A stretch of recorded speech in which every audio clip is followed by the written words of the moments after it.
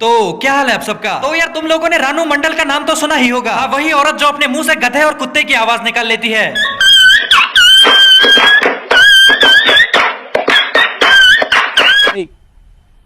मजा आया। तो एक साल पहले की बात है, किसी ने इस मैडम की वीडियो बनाकर सोशल मीडिया पर अपलोड कर दिया, जिसके बाद हमारी मैडम एक ही रात में रेलवे पटरी से कतई 5 स्टार होटल पहुंच जाती है। फिर इस बहती हुई ट्रेंड की गटर में अपने पिताजी की पतलून पहनकर डुबकी लगाने आते हैं हमारे हिमेश रेशमिया, जो रानू दीदी के साथ मिलकर अपना एक ऑफिशियल गाना लॉन्च कर देते हैं।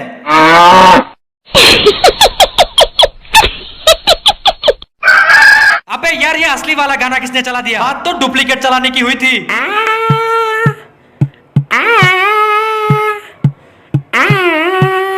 और ये गाना इतना भयंकर वायरल हुआ था ना, साला मुन्नी के कोठे से लेकर शीला की जवानी तक हर जगह बस यही गाना बज रहा था। इवन मेरा कुत्ता भी भौंकना छोड़कर आ करने लगा था।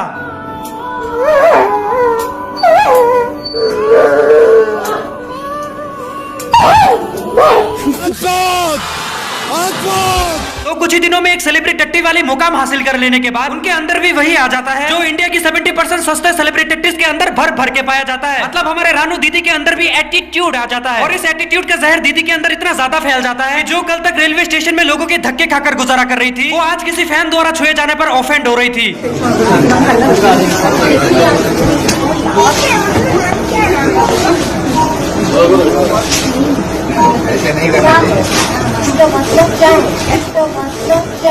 ऐसे एटीट्यूड वाले वो लोग होते हैं जो जेब में 32 रुपए दबाकर अपने आप को मुकेश से सीधा मुकेश अंबानी समझने लगते हैं। सही पकड़े हैं। और तो और रेलवे स्टेशन में जिन लोगों के साथ ये अपने जिंदगी का 10 साल बिता चुकी थी, उन अजीज दोस्तों के लिए क्या प्यारे बोल बोले थे हमारे रानू दीदी ने।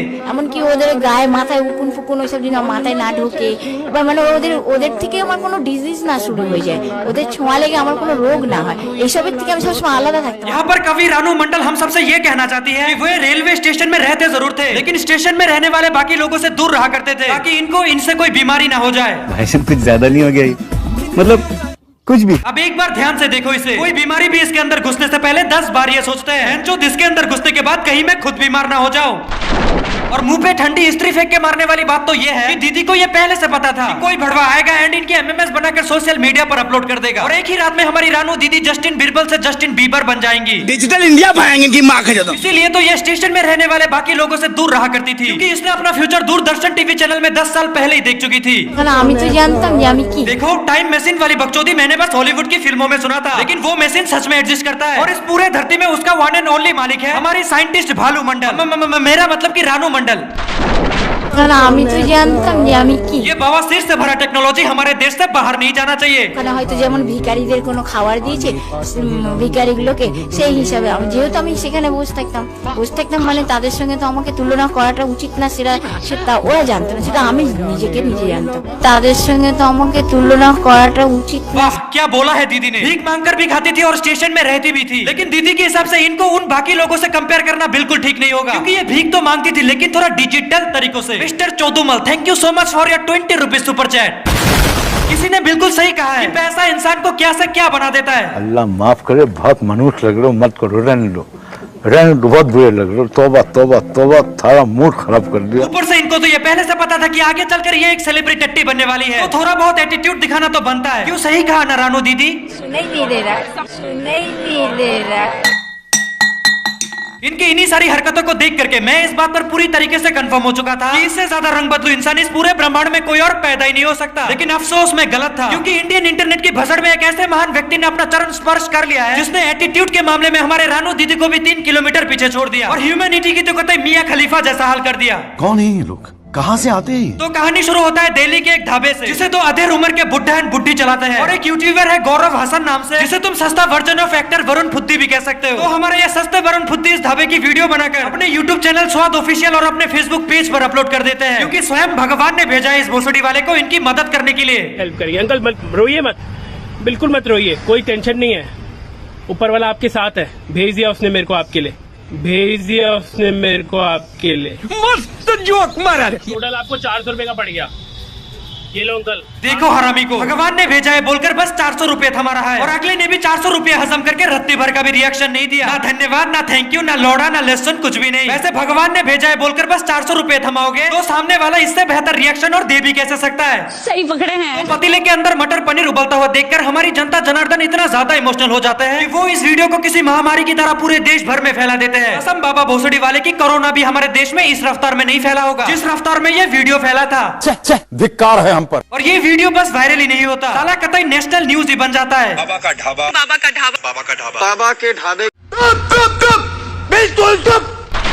और जिस दुकान में पहले बस 70 रुपए तक बिक्री होता था, उसी दुकान में अब 10 से 15 हजार तक बिक्री होने लगा। एंड बैंक अकाउंट में तो कहते पैसों का सैलाब भी आ गया। मतलब हमारे बाबा जी 2 दिन के अंदर बिना किसी टैलेंट के रोडपति से लखपति बन जाते हैं, सिर्फ अपने गरीबी की कहानियां सुनाकर। जोर जोर से बोल के लोगों को स्कीमें बता दे। अब सवाल ये आता है कि अपना एक पर्सनल ढाबा होने के बावजूद भी आखिर हमारे बाबा जी इतने गरीब क्यों थे? क्योंकि नॉर्मली देखा जाए तो एक ढाबा चलाने वाला व्यक्ति कभी भी इतना गरीब नहीं हो सकता कि उसके घर में खाने के ही वांदे हो। तो हमारे इस सवाल का जवाब बाबा जी की खुद की बेटी और उनके आस पड़ोस के लोगों ने बिल्कुल सही तरीके से दिया है। शराब पी के मुझे बोलना मत, लड़ना मत, नहीं तो मैं तो वहाँ रुक नहीं पाऊंगा। तो बेटे मतलब शराब पीते हैं जो मतलब आपके बेटे नहीं पीते, हमारे पापा पीते हैं। हम आते नहीं इनके ढाबे पे खाने के लिए, इनकी गंदगी की वजह से। इतना गंदा रहता है ये, हम खुद नहीं आते, हम खुद देखते हैं यहाँ पे। खुद दारू पी के वो गंदी हरकतें करता है, तंबाकू खा के हाथ नहीं धोता है, आटे मरने लग जाता है। हम लोग यहाँ खाते नहीं। अब जाहिर सी बात है तुम किसी ऐसी दुकान में जाकर अपने पैसे बर्बाद करना नहीं चाहोगे जिसका मालिक 24 घंटे दारू पीकर ठुल्ला बन के बैठा रहता हो और छैनी मार के अपने हाथों को भी ना धोता हो। तो बाबा के ढाबे पर जो पहले बिक्री नहीं होता था ना, उसके पीछे एक रीजन था जिसे इन जैसे डुप्लीकेट लोग कभी नहीं समझ पाएंगे। वैसे सारा ध्यान पब्लिक का इमोशनली चूतिया काटने में लगाओगे तो बाकी सारे चीजों पर ध्यान कैसे दे पाओगे? फिर तुम कहते हो कि हम पैसों के लिए वीडियो नहीं बनाते। अबे पैसों के लिए वीडियो नहीं बनाते तो तुम्हारे 70% वीडियोस 8 मिनट पर जाते ही खत्म क्यों हो जाता है? अरे चूता समझेगा। अब देखो पैसा एक ऐसी चीज है ना जिसे अगर तुम मेहनत से कमाते हो तो ये कितना भी कम क्यों ना हो तुम्हें बहुत ज्यादा लगेगा, लेकिन अगर तुम्हें ये फ्री में मिल जाए तो कितना भी ज्यादा क्यों ना हो तुम्हें कम ही लगेगा। एंड बस इसी चक्कर में हमारे दादाजी भी लटक जाते हैं, क्योंकि एक ही रात में उनके अकाउंट पर इतने सारे पैसे आ चुके थे कि बैंक वालों ने उनका अकाउंट ही फ्रीज करवा दिया, जिस वजह से दादाजी को ये लगने लगा कि उनके सारे पैसे गौरव ने चाट लिया होगा। और यही सोचकर बाबा जी गौरव के ऊपर केस भी कर देते हैं। लोग जब इससे रिलेटेड सवाल पूछने लगे तब बाबा जी का रिएक्शन कुछ ऐसा था। सर 2 मिनट आपके लेना चाहेंगे। अमीर आदमी देखा नहीं कि भिखारी की तरह भीख मांगना शुरू। आपसे जानना चाहते हैं कि आखिर ये जो मामला है, आपने गौरव वसन के ऊपर अब केस कराया है और अभी आप पुलिस स्टेशन में थे, क्या बात हुई आपके अंदर? अब हमने जो उनको करवा दिया है अब वही जो करेंगे वही करेंगे। नहीं, और आपने क्या रिपोर्ट क्या कही अपनी? आपने क्या अंदर अपनी रिपोर्ट में वहाँ लिखा हुआ जाकर चेक करवाओ। वैसे जो ये 20 लाख की बात आई है आपको किसने कही? अब हमने जो बताया बता दिया हमने। अब आप वहाँ जा करो, अंदर थाने में जाओ, वहाँ पूछो उनसे जाओ। आए हाय मेरे सूखे हुए रजनीकांत, क्या इसे देख करके कोई ये कह सकता है कि ये वही बुड्ढा है जो 70 रुपए दिखाकर कैमरा के सामने रो पड़ा था? और कमाल की बात तो ये है महीने के स्टार्टिंग में ये बाबा जी कैमरा के सामने रो रहे थे और महीने के एंडिंग तक ये कैमरामैन कैमरा के सामने रो पड़ा था। तो इससे हमें ये पता चलता है कि ये दुनिया असल में कितनी गोल है। तुम यहाँ से अपना लौड़ा फेंक के मारोगे और वो लौड़ा 360 डिग्री घूम के आकर तुम्हारे ही खानदान जोत के रख देगा।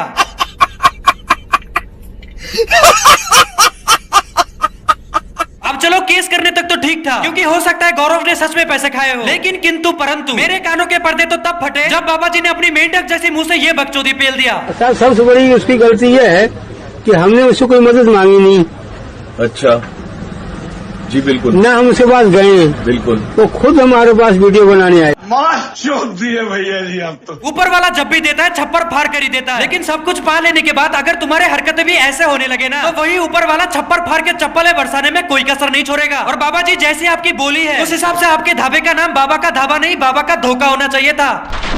अब देखो इस बाबा के ढाबे वाले सीन को ना मैं काफी पहले से सपोर्ट नहीं करता था, और इसके पीछे एक रीजन भी है जिसे मैं तुम्हें एक कहानी और अपने सस्ते एडिटिंग के साथ समझाऊंगा। तो समझ लो एक बाजार है जिसका नाम है मुट्ठलपुर बाजार, और इस बाजार में 3 सेम कैटेगरी के दुकानें हैं जिसमें थोड़े थोड़े कस्टमर सभी दुकानों में जाते हैं। किसी में 3, किसी में 5 और किसी में 6। लेकिन एक दिन कोई भड़वा अपनी 2 मेगापिक्सल की कैमरा उठाकर एक दुकानदार को ये बोलता है, ऊपर वाला आपके साथ है, भेज दिया उसने मेरे को आपके लिए। फिर उस दुकान के चारों ओर से फुटेजेस लेकर अपने सोशल मीडिया पर अपलोड कर देता है और लोग उस वीडियो को वायरल भी कर देते हैं। अब जाहिर सी बात है शहर के सारे लोग अब इसी दुकान पर आएंगे, और इन 2 दुकानों में जो कस्टमर्स आते थे वो भी अब इसी दुकान पर जाने लगेंगे, क्योंकि हम इंडियंस को पॉपुलर दीवारों में अपना सर दे मारने में अलग ही टाइप का मजा आता है। और कुछ हद से ज्यादा इमोशनल लोग इस दुकानदार को अपने बाप का पैसा ऑनलाइन डोनेट भी करेंगे। ऊपर से बढ़ती हुई जनसंख्या को देखकर ये अपनी दुकान की सारी चीजों को महंगा कर देगा, जो कि हमारे बाबा जी भी कर चुके हैं। एंड ऐसे करते करते उसके पास इतने सारे पैसे आ जाएंगे कि वो गरीब इंसान अब हमारे साथ हमारे 4 पुश्तों को भी खरीद सकता है। तो इमोशनली कुछ भी करने से पहले ना मेंटोस खा लिया करो, क्योंकि मेंटोस दिमाग की बत्ती जला देता है। मेंटोस दिमाग की बत्ती जला दे। तो खैर यार आज के लिए बस, क्योंकि अभी मुझे रानू दीदी की दांतों के बीच में से चूहे भगाने जाना है। एंड वीडियो देखकर अगर तुम्हें रत्ती भर भी मजा आया हो ना, तो चैनल को ईमानदारी से सब्सक्राइब करके जाना। तो मिलते हैं नेक्स्ट वीडियो में, तब तक के लिए take care and bye bye. इंतजार किया, बच गए चार, शुरू किया इनकलाब इनके खिलाफ। अब तो पहनता हूँ गेंदे का हार, झाड़ू को छोड़ क्यों करे हम साफ। पर्दा उठा देख मेरी आँख, जलन से नहीं जलती ये आग। मुट्ठी बंद रख, सर में ठंड रख, अब दिखाऊं जन्नत का रक्षक।